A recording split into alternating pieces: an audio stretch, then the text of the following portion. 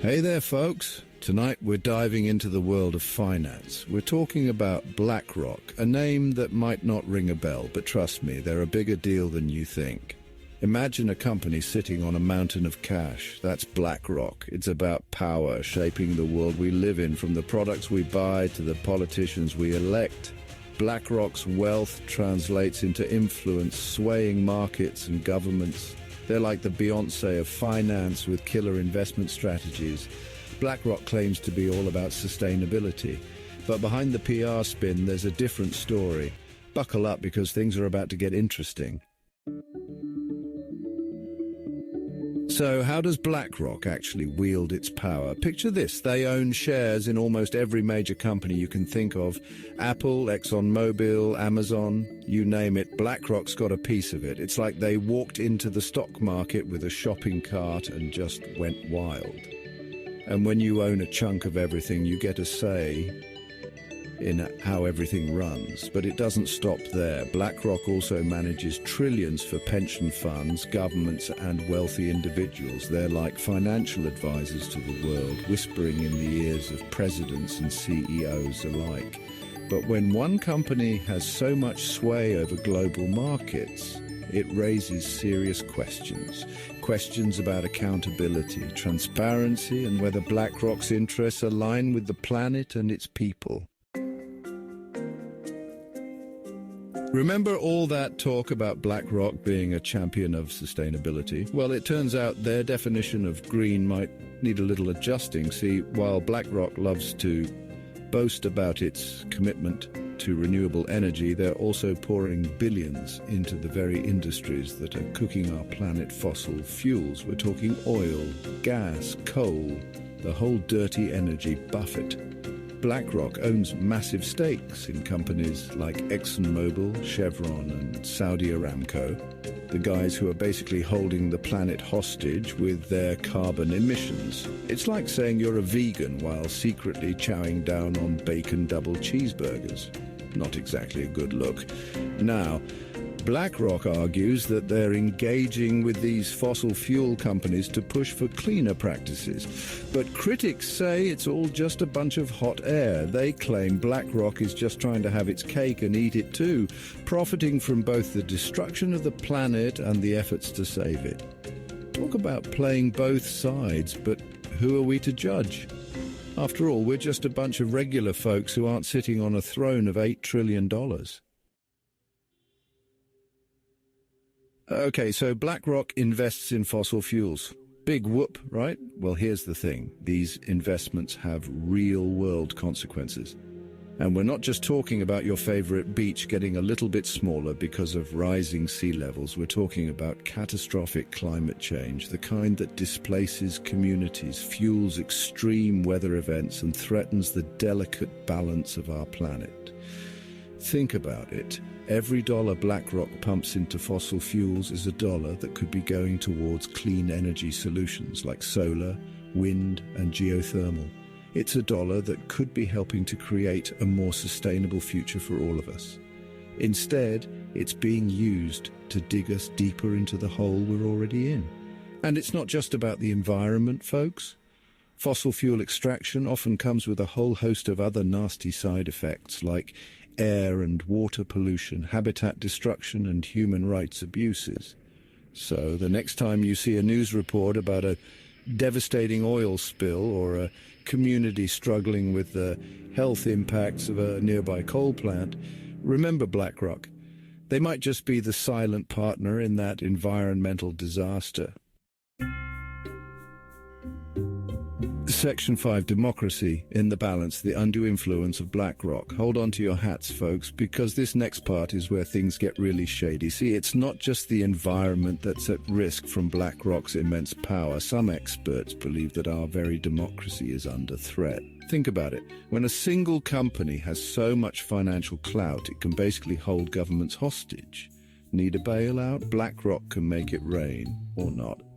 Want to pass regulations that might cut into corporate profits? Good luck with that, because BlackRock's lobbyists will be working overtime to shut it down. And it's not just about lobbying. BlackRock's influence seeps into the very fabric of our political systems through campaign contributions, revolving doors between Wall Street and Washington, and the constant threat of economic retaliation if politicians dare to step out of line. It's enough to make you wonder who's really calling the shots in this country.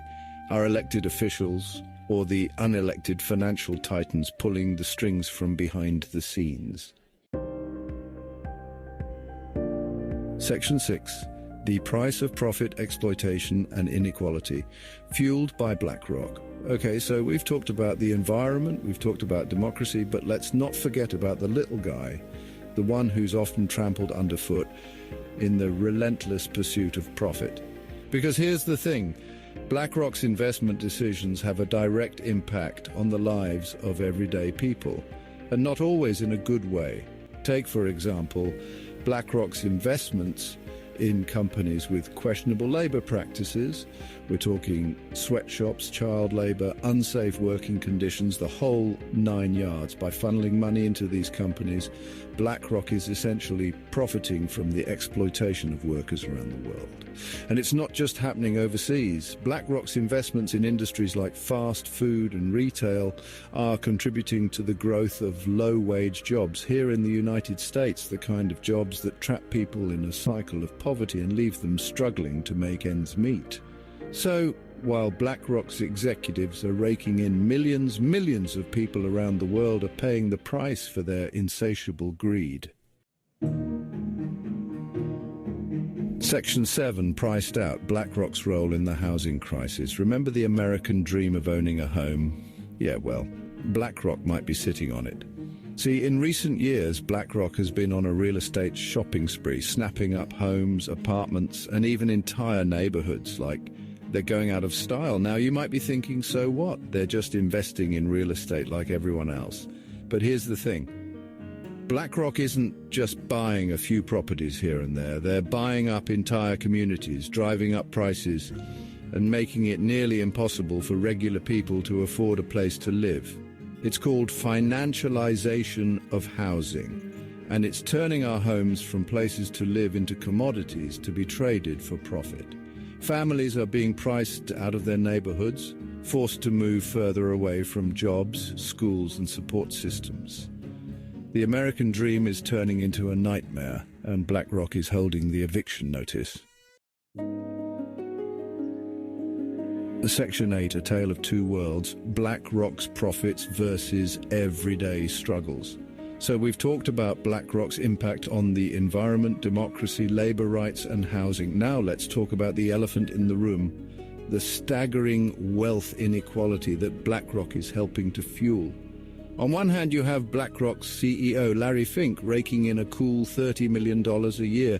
That's more money in a year than most people will see in a lifetime. And on the other hand, you have millions of people struggling to put food on the table, afford healthcare, and keep a roof over their heads. It's a tale of two worlds, folks, and the gap between the haves and the have-nots is only getting wider. And who's caught in the middle? The environment, our democracy, and the basic rights of workers. It's enough to make you want to scream.